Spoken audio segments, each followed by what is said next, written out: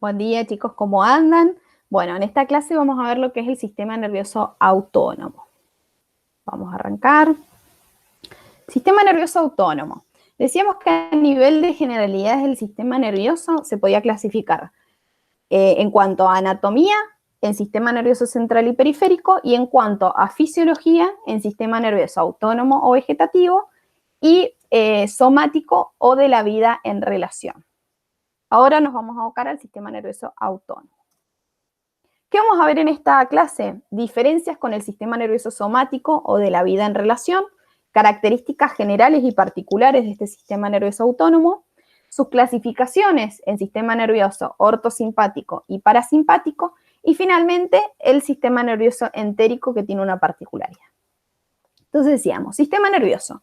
Desde la parte de la fisiología lo vamos a poder dividir en nervioso de la vida en relación, o también llamado somático, y sistema nervioso autónomo, o también llamado vegetativo. Dentro de este vamos a encontrar una subclasificación, que va a ser lo que es el sistema nervioso ortosimpático y el parasimpático.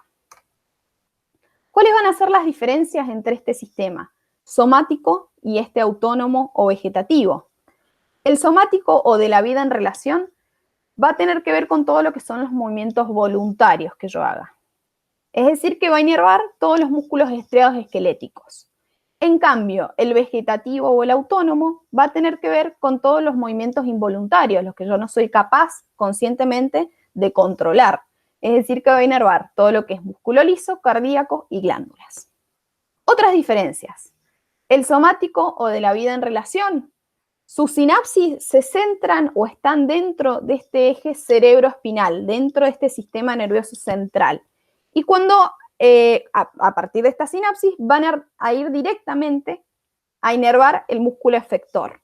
Sus fibras van a tener vaina de mielina para producir un impulso saltatorio, un impulso mucho más rápido. No va a tener ganglios periféricos, no van a formar plexos y van a producir excitación. Le van a dar la orden a determinado músculo que se contraiga. En cambio, el autónomo, decíamos que tenía que ver con los movimientos involuntarios. Sus sinapsis van a estar algunas dentro del sistema nervioso central y otras fuera.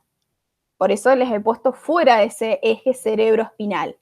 Sus fibras postganglionares no van a tener mielina, las pre sí, van a contener o van a formar ganglios periféricos, van a formar plexos, sus nervios, y van a producir o bien una excitación, un aumento de ese tono autónomo, o una inhibición, que no me gusta decir la inhibición, sino un descenso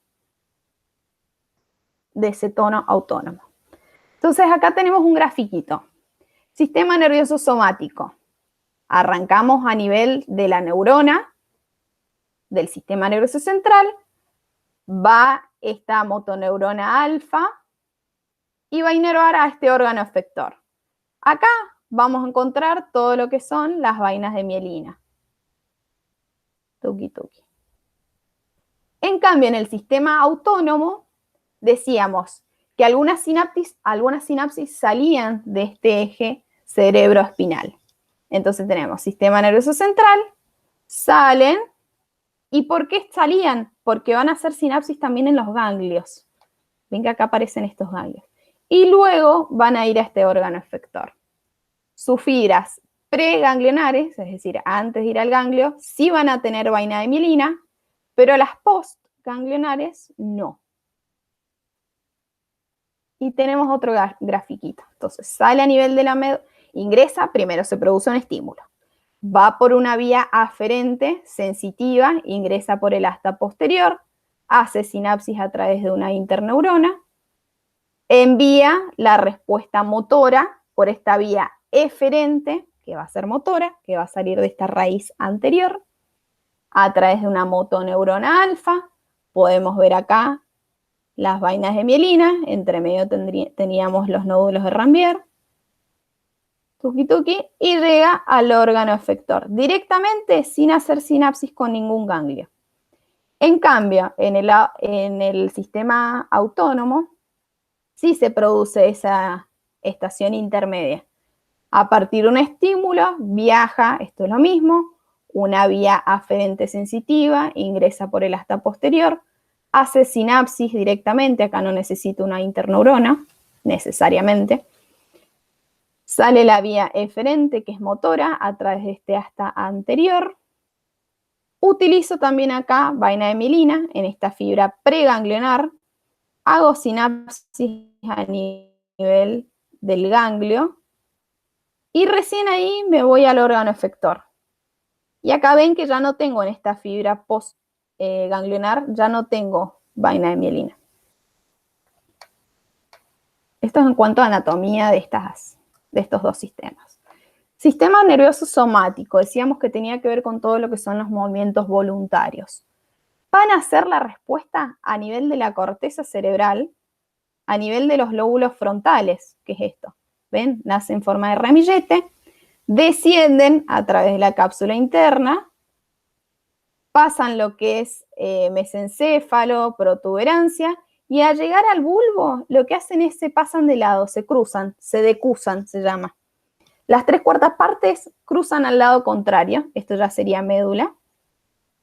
Y a nivel de la médula van a salir después utilizando al nervio espinal, que este nervio espinal van a ver que va a tener fibras sensitivas, motoras, somáticas, parasimpáticas y ortosimpáticas. La van a utilizar como de vehículo.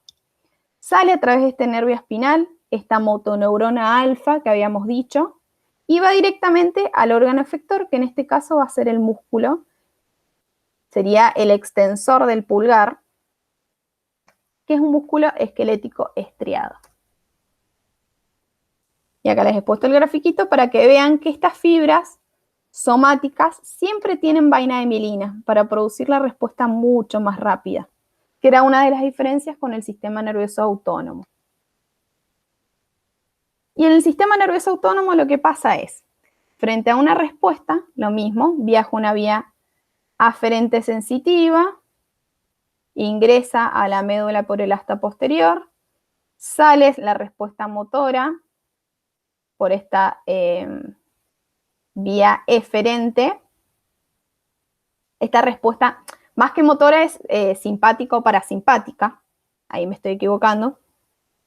Sale, pasa por el ganglio, hace sinapsis con el ganglio y recién ahí va al órgano efector, que en este caso sería el estómago.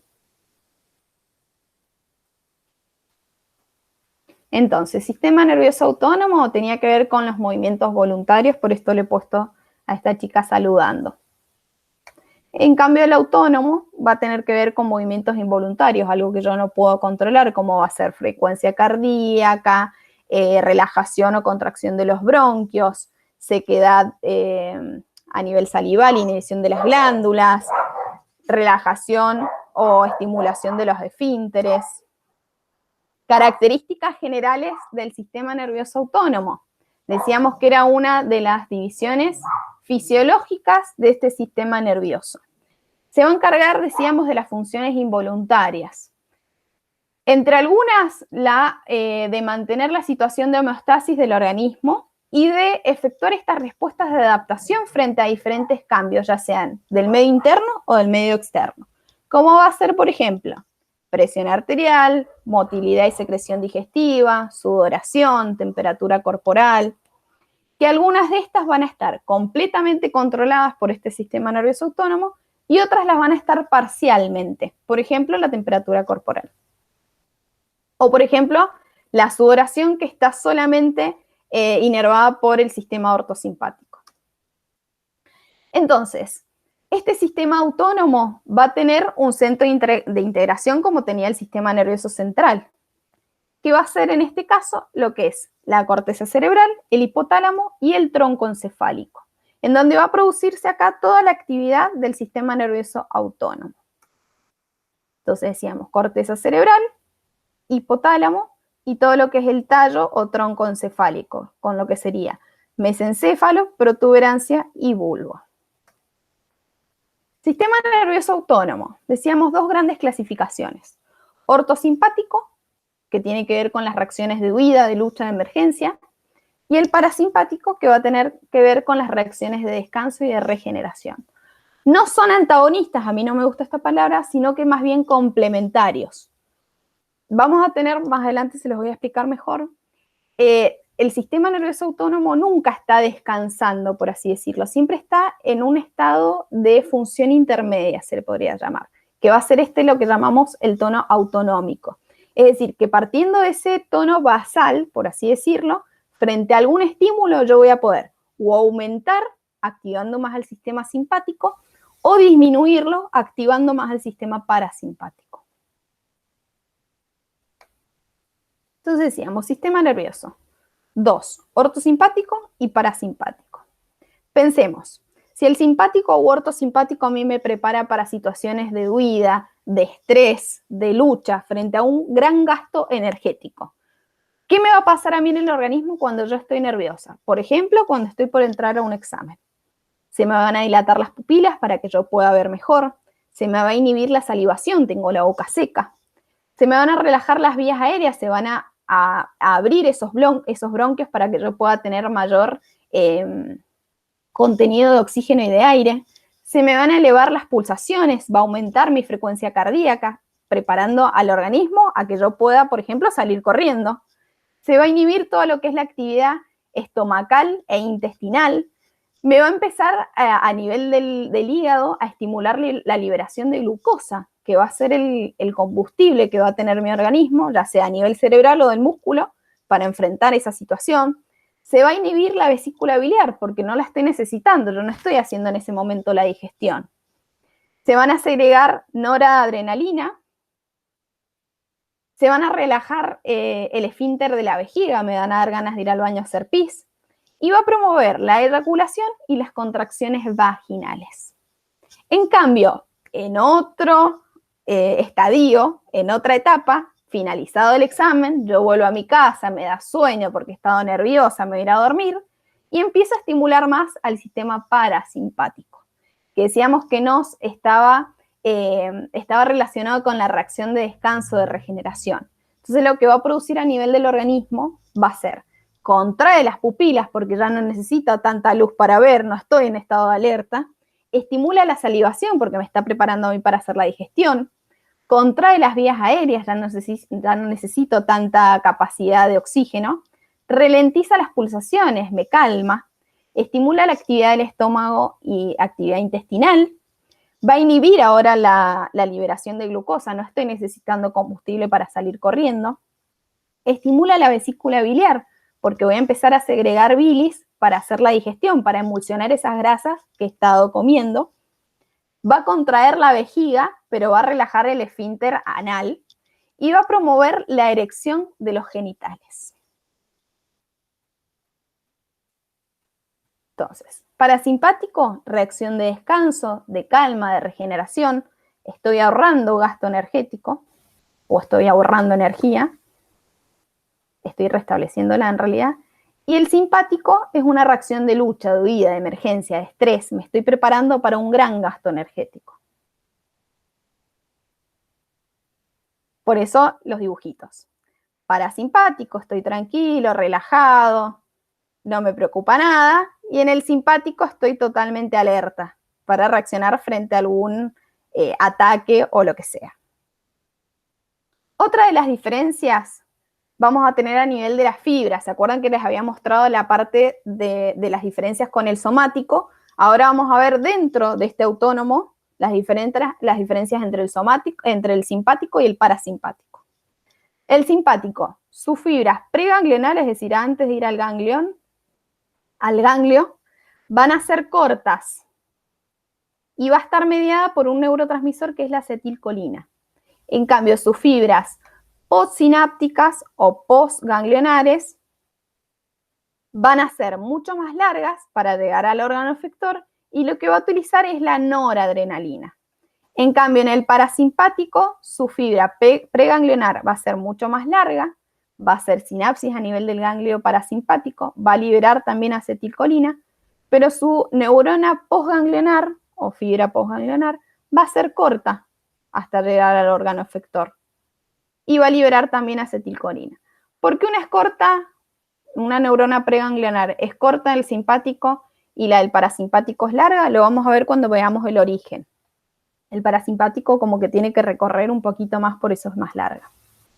Sistema nervioso ortosimpático. Decíamos una reacción de alerta, de emergencia, de estrés, donde aumento las pulsaciones a nivel, vamos a hacerlo un resumito, a nivel del corazón, me da taquicardia, disminuye el flujo sanguíneo a nivel de la piel, pero aumenta a nivel de los músculos, tengo sudoración localizada, se dilatan mis pupilas, se inhibe la secreción de las glándulas salivales, tengo sequedad en la boca.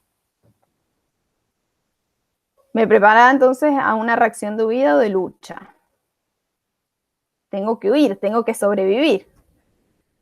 Va a tener origen toracolumbar, de T1 a L2. Y de allí se van a ir hacia la cadena paravertebral ortosimpática o laterovertebral, es decir, a los costados de la columna. Y finalmente ahí me van a dar los nervios que van a ir a inervar, valga la redundancia, a los órganos efectores. Entonces decíamos, ortosimpático, localización u origen toracolumbar, de T1 a L2, L3. Toracolumbar. De allí estos nervios van a ir a los ganglios, o estas fibras van a ir a los ganglios de la cadena laterovertebral o paravertebral ortosimpática. Que vamos a tener dos, una del lado derecho y una del lado izquierdo. Y de allí recién van a salir en su camino hacia los órganos efectores. Y acá vemos lo que decíamos, las fibras preganglionares cortas, porque es cortito el trayecto que tienen que hacer desde la columna hacia los ganglios, porque están al costado, y luego la postganglionar mucho más larga hacia el órgano efector. Al contrario, que ya después lo vamos a ver en el dibujito, con el parasimpático, que la preganglionar es mucho más larga y la postganglionar es mucho más corta. Entonces, origen toracolumbar, de T1 a L2, L3. Va a formar luego esta cadena laterovertebral que va a estar formada por 23 ganglios derechos y 23 ganglios izquierdos, y luego de allí van a salir los nervios formando antes plexos, que son estos los que van a ir viendo, para finalmente ir hacia el órgano efector. Entonces decíamos, dos cadenas, a partir del origen toracolumbar, forman dos cadenas laterovertebrales ortosimpáticas, una derecha y una izquierda, con 23 ganglios que se van a extender desde la base del cráneo hasta el coxis. Se los marqué mal, sería acá, desde la base del cráneo, porque es laterovertebral, hasta el coxis. ¿Cuáles son estos ganglios? Es el ganglio de Rips, que está a nivel de la base del cráneo, que es la unión, el punto unión de estas dos cadenas laterovertebrales, de unión superior sería, tanto derecha como izquierda, a nivel de la base del cráneo, cercano al polígono de Willis. Y acá podríamos hacer una clasificación también a nivel de ganglios craneales, que vamos a encontrar el ganglio de Rips, que los va a unir a estas dos cadenas laterovertebrales, y vamos a encontrar también otras series de ganglios que van a estar en relación también con los pares craneales, que va a ser el ganglio oftálmico o ciliar en relación con el tercer par craneal, que es el oculomotor común, que también va a tener este ganglio de fibras parasimpáticas. Esta es la aclaración, lo importante, que todos estos ganglios que voy a nombrar van a tener fibras ortosimpáticas y parasimpáticas. Ganglio, decíamos, oftálmico o ciliar en relación con el tercer par craneal. El ganglio efenopalatino o pterigopalatino en relación con el séptimo par craneal, el nervio facial. El ganglio submandibular en relación con el séptimo bis o nervio intermediario de Greensberg. El ganglio óptico en relación con el noveno par craneal, que es el glosofaringio. Y ahí terminamos a nivel del ortosimpático. Entonces decíamos, teníamos ganglios craneales, que se los he resumido acá en el ganglio de Rips, ganglios cervicales, ganglios torácicos, ganglios lumbares, ganglios sacros y finalmente ganglio coxígeo. A nivel de los ganglios cervicales, vamos a encontrar tres. 1, 2 y 3. ¿Qué va a ser? El ganglio cervical superior, aproximadamente de C1 a C4, el cervical medio, de C5 a C6, y el cervical inferior a nivel de C7, C8.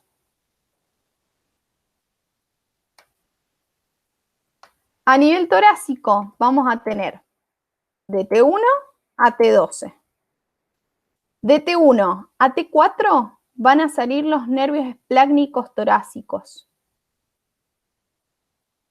De T5 a T9, T10, el nervio esplácnico mayor. De T10 a T11, el nervio esplácnico menor. Y a nivel de T12, el nervio esplácnico inferior o IMO. Pasamos ahora a los ganglios lumbares. Me van a formar lo que son los nervios esplácnicos lumbares. A nivel de los ganglios sacros, me va a dar lo que son los nervios esplácnicos sacros. Y a nivel del sacro, a nivel del coxis, el ganglio impar o ganglio coxígeo. Es decir, que todo este tipo de información la voy a ir recibiendo y va a ir ascendiendo a través de esta cadena laterovertebral, va a ir a través de todo lo que es la columna y va a ascender y se va a integrar todo lo que es a nivel del sistema nervioso central. Entonces, de vuelta el dibujito. Ortosimpático, origen a nivel de médula toracolumbar, salen, forman todo lo que es la cadena laterovertebral de un lado y laterovertebral del otro, y de allí salen nervios formando antes plexos para llegar a diferentes órganos. Lo que es el ojo, las glándulas submandibulares sublinguales, la parótida, las mucosas, el corazón, los bronquios y la tráquea, el hígado, todas las vísceras. Decíamos que este ortosimpático me preparaba a mí para la lucha. Entonces lo que va a producir es, a nivel del ojo, vamos a tener dilatación de pupilas, a nivel de las glándulas salivales se va a inhibir, igual que las glándulas lagrimales, se van a relajar o se va a producir una apertura de los bronquios para yo tener mayor capacidad de respirar. Suben las pulsaciones o aumenta el flujo cardíaco y se inhibe la actividad estomacal e intestinal, estimula a nivel del hígado a que libere glucosa, se inhibe la vesícula biliar. A nivel de las suprarrenales estoy liberando noradrenalina para estimularme. A nivel de la vejiga se relaja este esfínter y me dan ganas de ir al baño. Y a nivel de los genitales se promueve todo lo que es la eyaculación y las contracciones vaginales.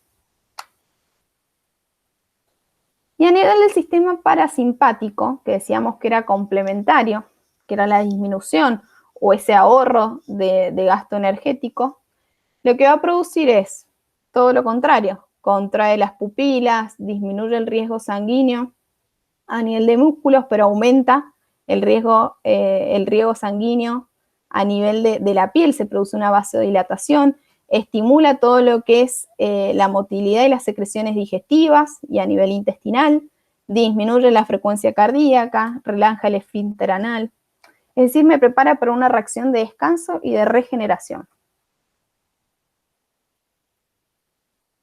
Me voy relajado a dormir. El origen, a diferencia del anterior, es ahora un origen cráneo-sacro. Origen cráneo y sacro.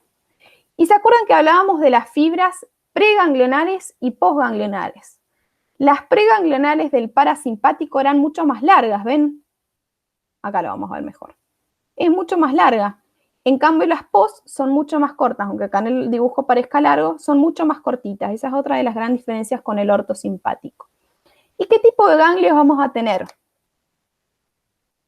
¿Se acuerdan que yo les hablaba que habían algunos ganglios que tenían también fibras ortosimpáticas y que estaban en referencia o en relación a algunos pares craneales? ¿Y por qué van a estar en relación? Porque los van a utilizar de vehículo, de autopista para llegar a ese órgano efector. ¿Cuáles van a ser los ganglios que van a compartir fibras ortosimpáticas y parasimpáticas? Es decir, que van a tener como una doble inervación. Va a ser el ganglio oftálmico, el esfenopalatino, el submandibular y el óptico. Es decir, el ganglio cilar o oftálmico, que es el del tercer par craneal, el oculomotor común, inervando todo lo que es el ojo. El séptimo par craneal, que es el facial, con el ganglio pterigopalatino o esfenopalatino, inervando todo lo que son las glándulas sublinguales y submandibulares. El séptimo bis, o intermediario de Greensberg, acá es. Este es el esfenopalatino y este sería el intermediario de Greensberg, inervando todo lo que es la submandibular y las sublinguales. El noveno par craneal, que es el glosofaringio, con el ganglio óptico, acá lo tenemos, es este, inervando todo lo que es la parótida. Entonces, esperen, recapitulemos, porque acá lo mostré mal. El séptimo par, decíamos, con su ganglio pterigopalatino. El séptimo bis, con su ganglio submandibular. El noveno par craneal, que es el glosofaringio, con su ganglio óptico, para ir a todo lo que es la parótida. Y un nervio exclusivo, un par craneal en realidad, exclusivamente parasimpático, va a ser el nervio vago, que es el que me va a dar la inervación parasimpática en la mayoría de las vísceras a nivel tóraco-abdominal. Entonces, vamos a tener ganglios craneales y ganglios sacros. A nivel craneal, ya dijimos, ganglio oftálmico, esfenopalatino, submandibular, óptico y el vago, el nervio vago, formando ganglios, no se los he puesto, pero acá forma ganglios para ir a cada una de las estructuras que va a ir inervando. Y finalmente ganglios sacros, que me van a dar los nervios esplácnicos pélvicos. Entonces, de vuelta al dibujito. Origen parasimpático, cráneo sacro. A nivel craneal, ¿qué ganglios tenía? Ciliar u oftálmico, pterigopalatino o esfenomandibular, estoy diciendo cualquiera. Ganglio pterigopalatino o esfenopalatino, ganglio submandibular, ganglio óptico,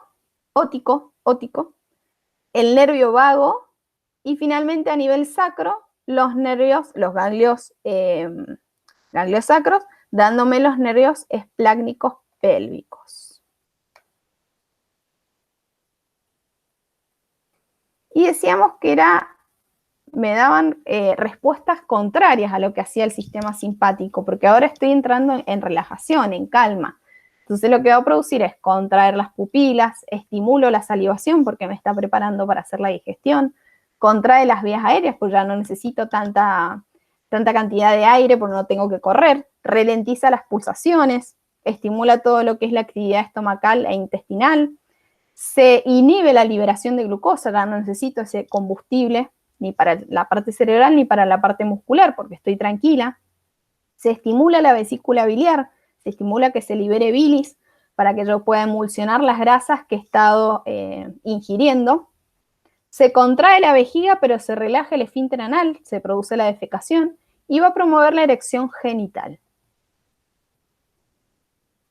Entonces, resumen de este sistema nervioso autónomo.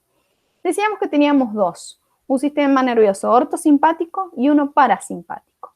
El ortosimpático, reacción de huida, de lucha, de emergencia, alto gasto energético, con su origen tóraco-lumbar, formando estas cadenas, posteriormente estas cadenas paravertebrales o laterovertebrales, con su neurona o su fibra preganglionar corta, sinapsis a nivel del ganglio, y su fibra postganglionar larga, con el órgano efector. En cambio, el parasimpático, reacción de calma, de descanso, de regeneración, ahorro energético, origen cráneo sacro, su fibra preganglionar larga, hace sinapsis a nivel del ganglio, y su fibra postganglionar corta, y llegando así al órgano efector.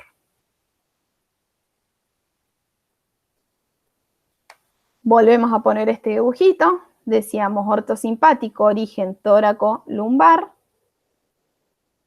Parasimpático, cráneo sacro. Y acá les puse esta plaquita que hablamos del tono autonómico, que se acuerdan que lo dije al principio. ¿Por qué les hablo esto?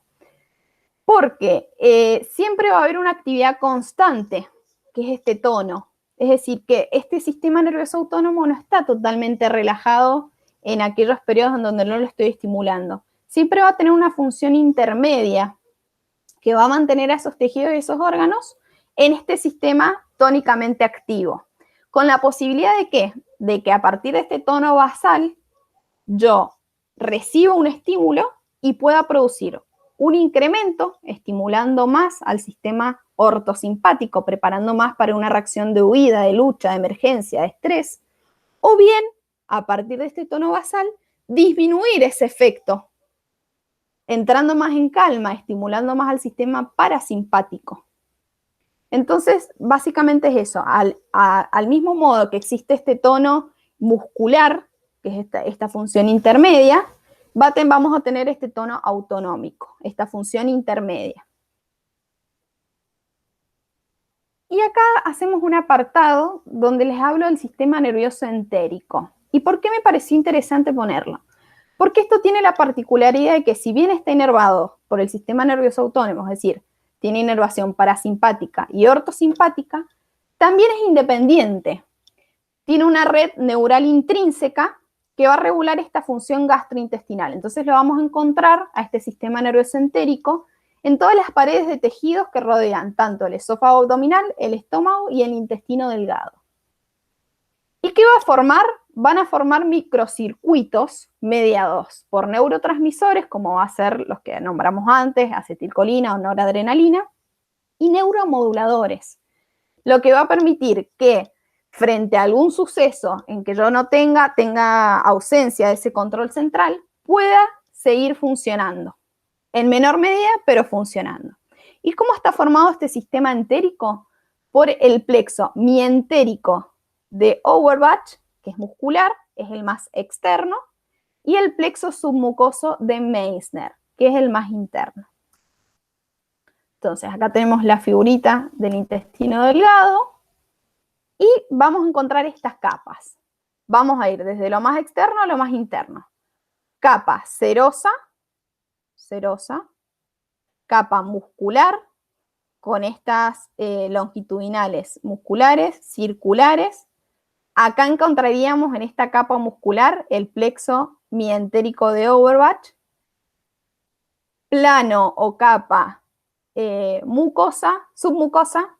Entonces decíamos, recapitulemos, serosa, muscular, donde encontramos el plexo de Auerbach, submucosa, donde encontramos el plexo de Meissner, y finalmente la más interna, que es la capa mucosa, con todo lo que es la mucosa epitelial, etc. Esto decíamos que formaba una red neuronal o neural intrínseca que va a recibir información o inervación simpática y parasimpática, pero a su vez también va a contener neuromoduladores y neurotransmisores propios, que frente a algún suceso que yo no tenga control central, pueda seguir funcionando. Y vuelvo a ponerles la fotito a modo de resumen del néter con lo que es el sistema simpático u ortosimpático y el parasimpático. Acá tenemos todo lo que es la columna y esto acá sería lo que es la cadena paravertebral o laterovertebral ortosimpática. Decíamos que el parasimpático tenía origen cráneo-sacro, que es esto en celeste que van a ver, y el simpático tóraco-lumbar. Ganglios ortosimpáticos a nivel cervical teníamos cervical superior, cervical medio, cervical inferior. A nivel torácico teníamos 11 que me van a dar los nervios esplácnicos torácicos, los nervios esplácnicos mayor, el nervio en realidad, bueno, si es uno de cada lado, el nervio esplácnico mayor, nervio esplácnico menor, nervio imo o inferior. A nivel lumbar me van a dar los nervios esplácnicos lumbares. A nivel sacro me van a dar los nervios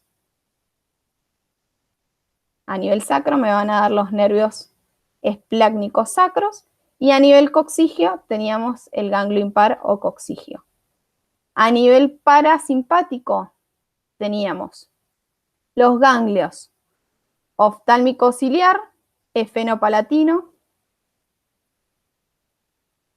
óptico submandibular, el nervio vago, y después teníamos a nivel sacro los esplácnicos pélvicos.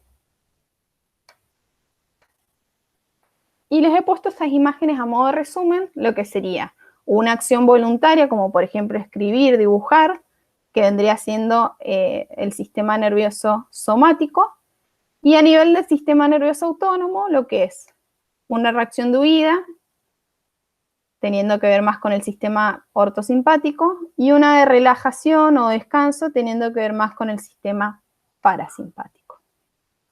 Y cierro este matete explicando un poquito lo que sería el reflejo somático y el visceral. Y me van a decir, profe, pero el reflejo es algo involuntario. Sí, pero en el caso somático y en el caso visceral va a utilizar esas vías. Por ejemplo, me pincho, me duele, se estimula un nociceptor, que es el receptor del dolor. Viaja por esta fibra, esta celeste, fibra aferente, sensitiva, ingresa por el asta posterior, hace sinapsis con la interneurona y se manda la respuesta motora. Acá estoy utilizando fibras somáticas.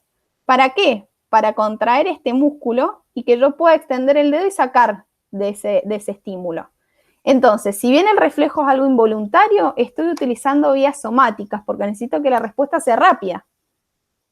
En cambio, a nivel visceral o autónomo, se produce un reflejo, sube por esta vía aferente, ingresa a la raíz posterior, hace sinapsis, se envía la respuesta, ya sea simpática o parasimpática, en este caso es simpática, respuesta eferente, pasa por el ganglio, hace sinapsis en el ganglio prevertebral o paravertebral y recién ahí llega al órgano efector.